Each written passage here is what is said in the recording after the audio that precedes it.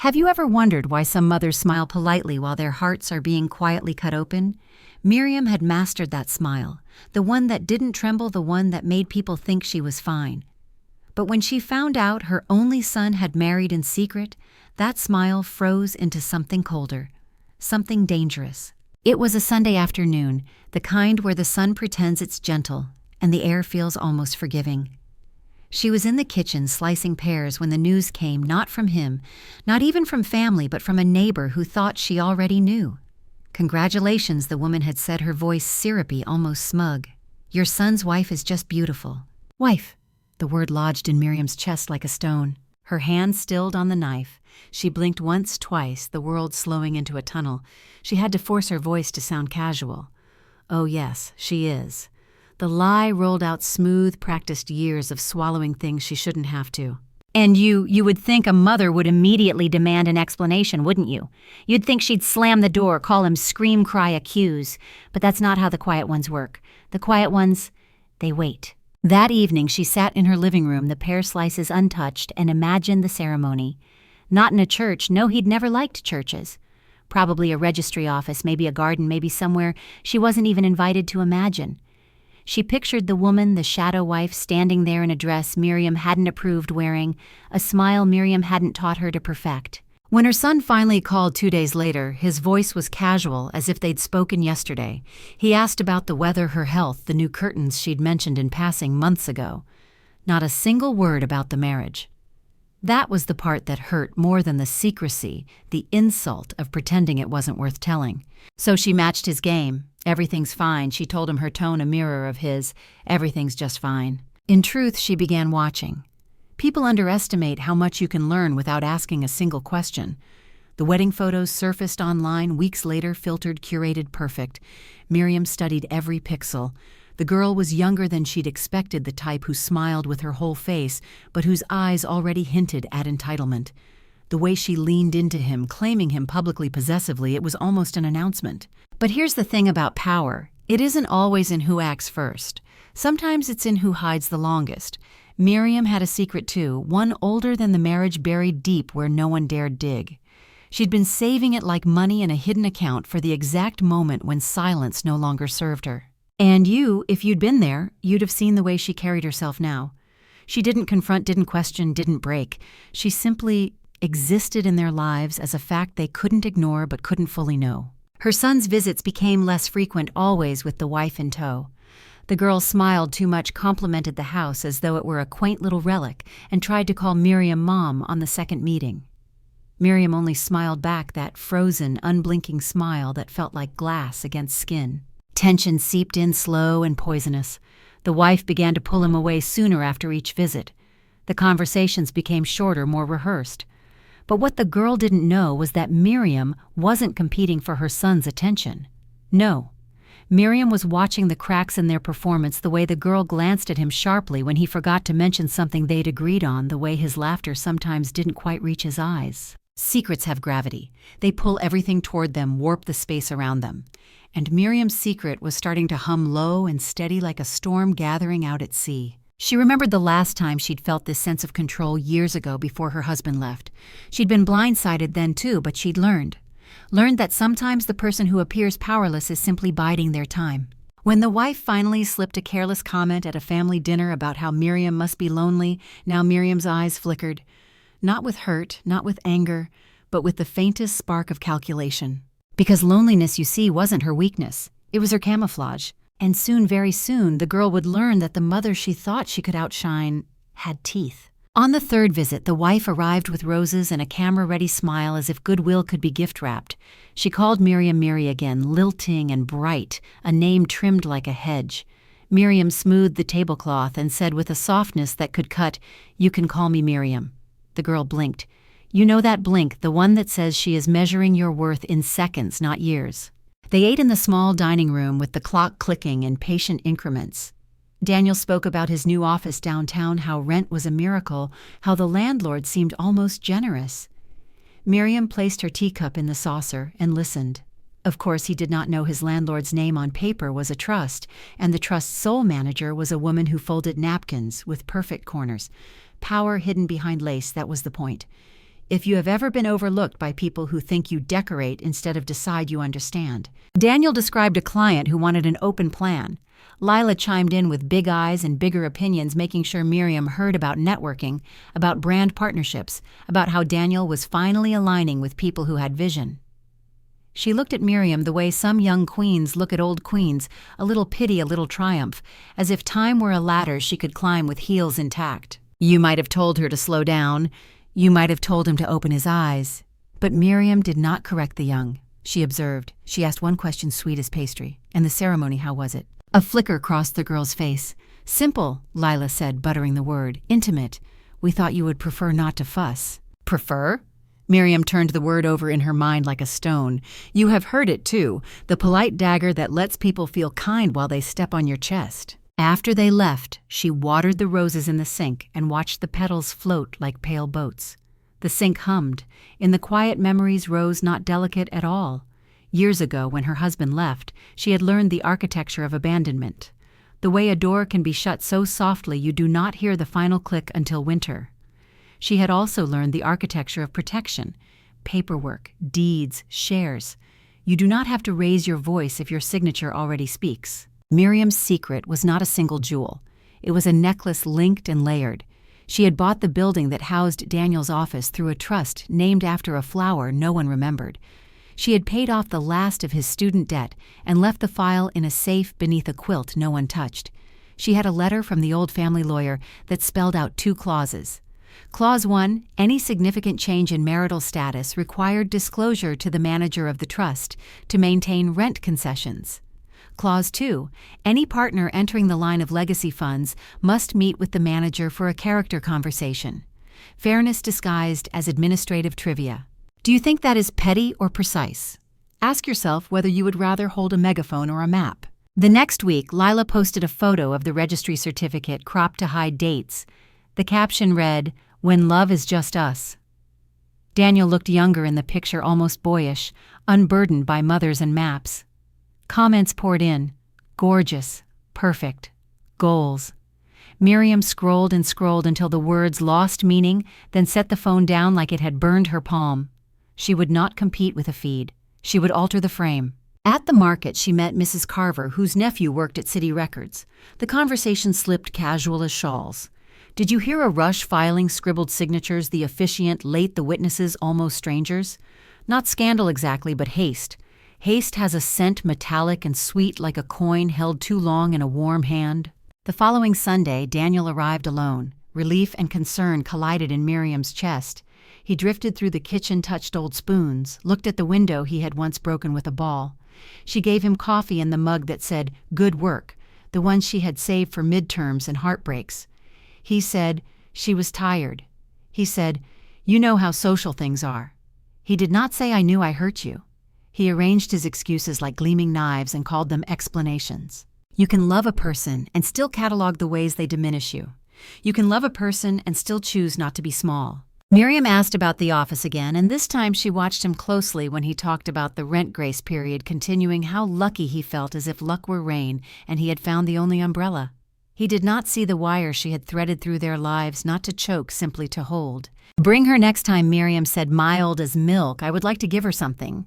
The words were soft, but the request was a line across a threshold. He agreed quickly, almost gratefully, as if a test had been postponed. Here is a thing people forget. The quiet mother learns the rhythm of other people's guilt. She can conduct it with a lifted eyebrow. She can hit the cymbals with a single sentence. The day Lila returned, she wore a silk blouse and a diamond so bright it pretended to be a sun. Miriam noticed the ring did not fit quite right, either new money or borrowed. The girl handed over bakery macarons so pretty they were nearly ornamental. For you, she sang. You deserve a little luxury. Miriam set them beside the roses, now browning at the edges. And you deserve a little honesty, she said, smiling. Sit, we should talk. Do you feel it, the room tightening, the temperature shifting by a degree you cannot name? That is where the real story starts, not in vows, but in the chair across from a woman who has stopped pretending she wants to be liked. Lila's smile thinned, but she sat. The chair creaked under the weight of her poise. Daniel glanced between them, a flicker of something dread maybe passing over his face. Miriam folded her hands on the table as if they were meeting for tea and not a reckoning. You're settling in well. Miriam's tone was pleasant, the kind of pleasant that makes people wary. Lila nodded. "We're happy. It's been a beautiful start." "A start." Miriam let the word rest in the air heavy. "Good. Then we can talk about the future." She reached for the drawer beside her, pulling out a slim folder the color of faded ivory. She placed it between them like an offering. Daniel's brow furrowed. "What's this?" "A few small matters," Miriam said. "Housekeeping. Every family has them. You know that moment when someone realizes they've been walking on a bridge they didn't know was suspended over water? That was the shift in Lila's expression when she opened the folder. Inside were photocopies, the trust deed, the clauses about marital disclosures, the rent concessions spelled out in meticulous legal ink. The name of the trust sat there, floral and harmless Camellia Holdings, until you understood it was her hand behind every letter. Lila's breath hitched, barely audible. "You manage this." Miriam smiled without teeth. "Manage isn't the right word. I built it." Daniel's voice was tight. "Why didn't you ever say—" "Because you never asked," she said, cutting him off without raising her tone. "And because I thought it better that you stand on your own. But standing doesn't mean walking blind. Now here's where people usually choose fight or retreat." Lila straightened, tilting her chin, choosing fight. "This feels manipulative." "Does it?" Miriam's voice didn't rise. "It's protection. I have spent my life ensuring that no one in this family is left exposed. Your marriage, your home, your work, they all fall under that, whether you like it or not." Lila's gaze darted to Daniel, but he was staring at the folder like it had grown teeth. "And you, if you'd been in that room, you'd have felt the hum of something primal. Not rage, not yet. Control. The quiet assertion that she knew the terrain, and they were visitors walking paths she'd paved." Lila spoke carefully now. "What exactly do you want from us?" "Clarity," Miriam said. "Transparency. If you wish to be part of this family's future, you will sit with me once a month. We'll discuss matters. You'll keep me informed. It's not about intrusion, it's about alignment." Daniel ran a hand over his face. "This is a lot." "It's not," Miriam said simply. "It's the minimum. The two of you made a choice without me. Now you know I made choices without you too." It was then that Lila realized the truth. The power she thought she'd gained by marrying Daniel had always been filtered through Miriam's silent architecture. The apartment they lived in, the office they worked from, the cushion of luck they enjoyed, none of it floated freely. It was all tethered to a woman who poured tea with steady hands and spoke in clauses that didn't need raising her voice. The air in the room shifted again, the way it does before a storm that will not pass quickly. Daniel tried to soften it, leaning toward Miriam. "We're grateful, Mom, really. We just wish this had been more open from the start." She held his gaze. "So do I." The pause that followed was deliberate, a small act of vengeance in stillness. "But perhaps now you understand the cost of silence." Lila didn't speak again. Not in that house, not that day. She left with Daniel an hour later, Macaron's untouched folder still on the table. Miriam watched from the window as they walked to the car. Lila's arm looped through Daniel's, but her shoulders were stiff, her head turning once, just once, toward the window where Miriam stood. And you know what that look said? It said she'd underestimated her. That the sweet, quiet mother was not a footnote but the prologue to every chapter that would follow. Later, in the stillness of the evening, Miriam poured herself a glass of wine and sat at the kitchen table. She didn't gloat, she didn't celebrate, she simply savored the certainty that the balance had shifted. They would not be able to move without feeling the threads she had spun. It wasn't revenge yet. No revenge was loud, and this was something subtler. This was the reminder that she was not to be erased, that even in the shadows she could set the terms. The next move she knew would not be hers, and that was exactly how she wanted it. The next move came sooner than she expected. 3 weeks later, Miriam's phone buzzed with an unfamiliar number. When she answered, Lila's voice came through, stripped of its honeyed charm. "Can we meet alone? No Mary this time? No forced sweetness, just a steady tone?" As if she'd decided something in the dead of night. They chose a cafe on the far side of town, neutral ground. The kind of place where no one knew either of them, where every conversation dissolved into the hum of the espresso machine. Miriam arrived early, choosing a table by the window. She wanted the light on her face, wanted Lila to have no shadow to hide in. Lila came in 10 minutes late, sunglasses still on despite the dim light. She slid into the chair, ordered nothing. "I'm not here to fight," she said, her hands clasped tightly. "That's good," Miriam replied, folding her napkin. "Fighting is exhausting. There's a certain kind of silence that belongs only to women who know they're measuring each other's limits. It stretched between them like glass, transparent but unyielding. I didn't marry Daniel for his money, Lila began, or for whatever it is you think you control. I married him because I love him. Miriam tilted her head, almost indulgent. And yet you married him without telling his mother. That doesn't feel like love. That feels like strategy. Lila flinched just slightly. It was impulsive. We didn't want the wedding to turn into this. She gestured vaguely between them. You have this presence. Daniel said you like to keep control. I didn't want that over our marriage. And there it was, the admission wrapped in accusation. You've heard it before, haven't you? The subtle shifting of blame, the framing of caution as manipulation. Miriam leaned in slightly.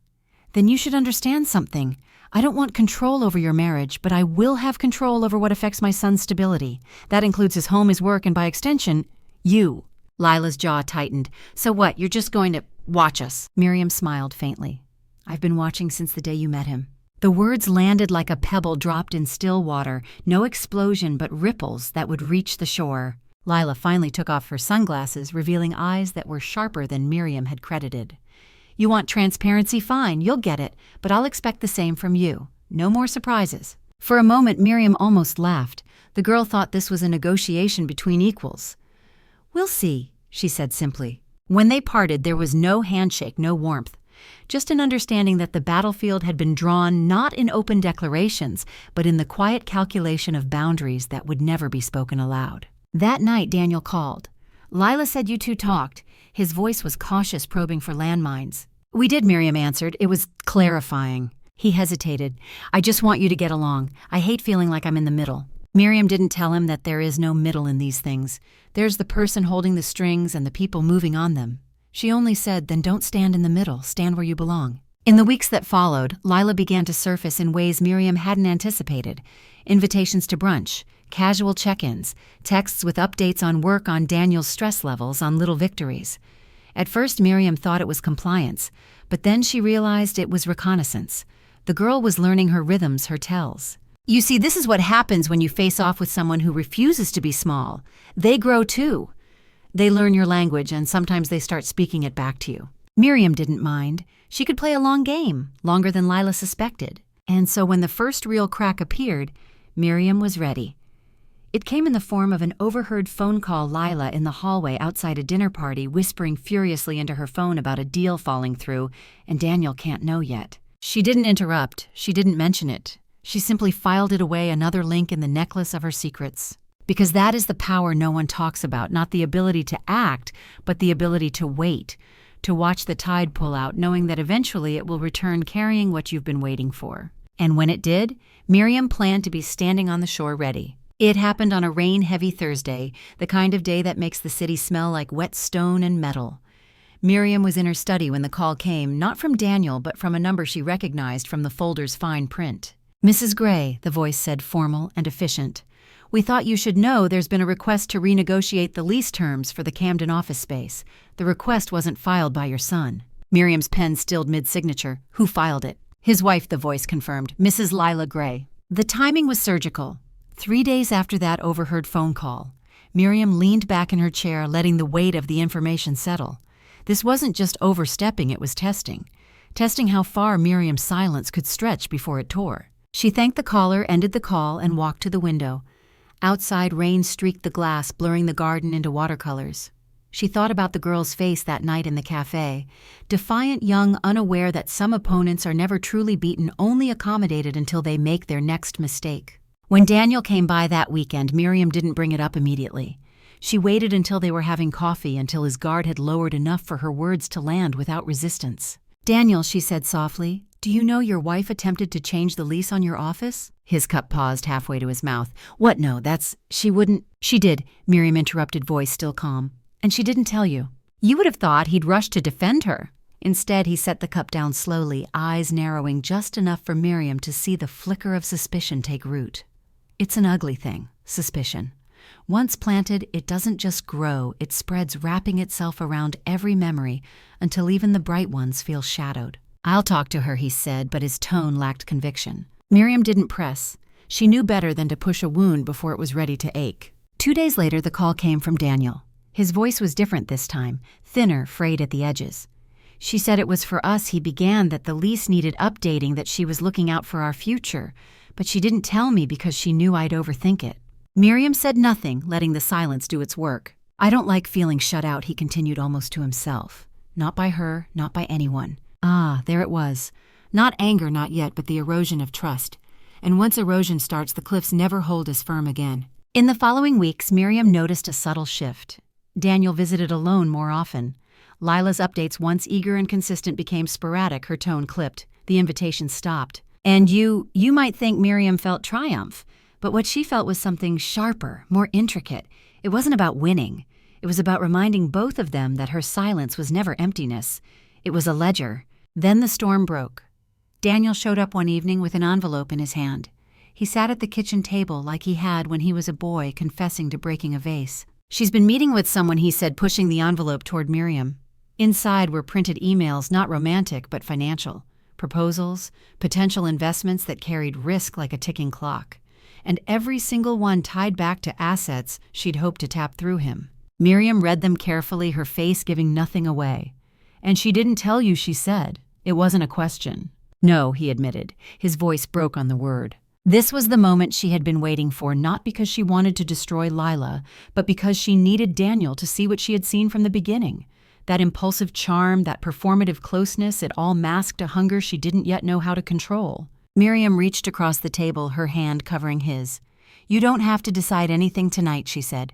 "But remember, love doesn't hide. It doesn't take without asking." And in his silence, she knew the tide had turned, not with shouting, not with ultimatums, but with the quiet inevitability of a storm that had been gathering for years. She poured them both tea, steady as ever, and in that small, ordinary act, the game shifted again, this time in her favor permanently.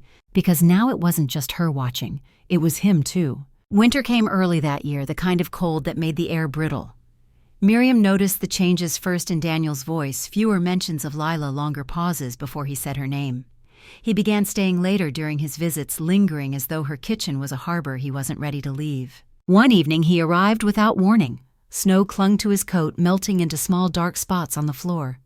He stood there, not taking it off, eyes fixed on the carpet like he was about to confess something shameful. "She moved out," he said finally.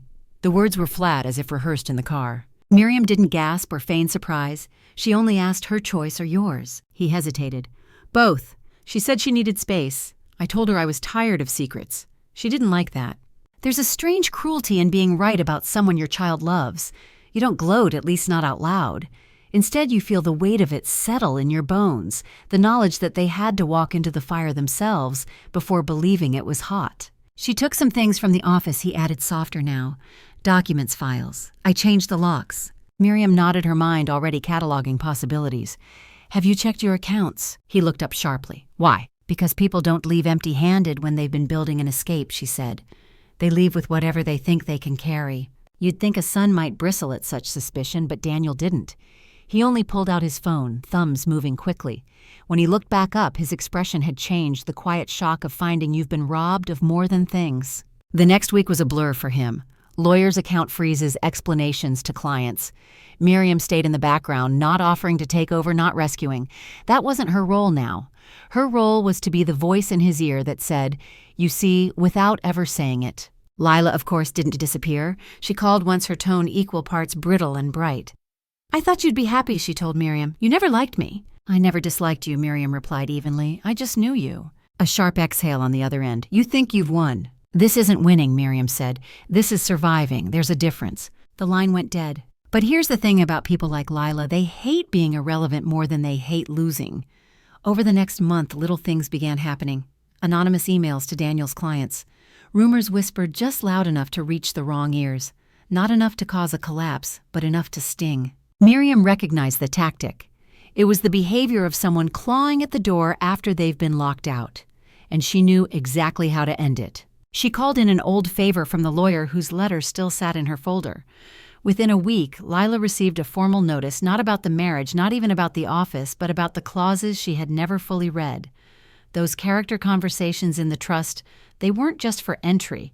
They could be called for review if the manager deemed it necessary. And Miriam had deemed it necessary. The meeting was scheduled in a neutral office space. Daniel was there, silent but present. Lila arrived looking sharper than ever, makeup like armor hair, a perfect blade. Miriam kept it simple. You've interfered with the stability of assets under this trust. This is a violation. You'll cease all contact with clients or properties under its umbrella. Lila tried to laugh. Or what, you'll evict me from my marriage? Miriam's eyes didn't move from hers. No. But I'll make sure you can't touch anything tied to him, and I mean anything? There was a beat of silence, the kind that feels like the ground deciding whether to crack. Lila's smirk faltered. She didn't sign anything, not then, but she didn't come near Daniel's work again. Weeks passed. Snow melted into gray streets. Daniel began to speak about plans again, not we plans, but I plans. His eyes were clearer, his voice steadier. He didn't thank her outright. He didn't have to. And you might think the story ends here with the mother reclaiming her place, the wife pushed to the edges. But endings are rarely so clean. The real ending was smaller, quieter, and far more permanent. It came one evening when Daniel, halfway through his coffee, said, I know now why you keep things close. I used to think it was controlling. Now I think it's survival. Miriam looked at him, seeing not the boy who had hidden things from her, but the man who had learned what she already knew: the world isn't kind to those who leave their doors wide open. She smiled, slow and certain. The woman who knows her worth doesn't beg, she watches. Then she rises.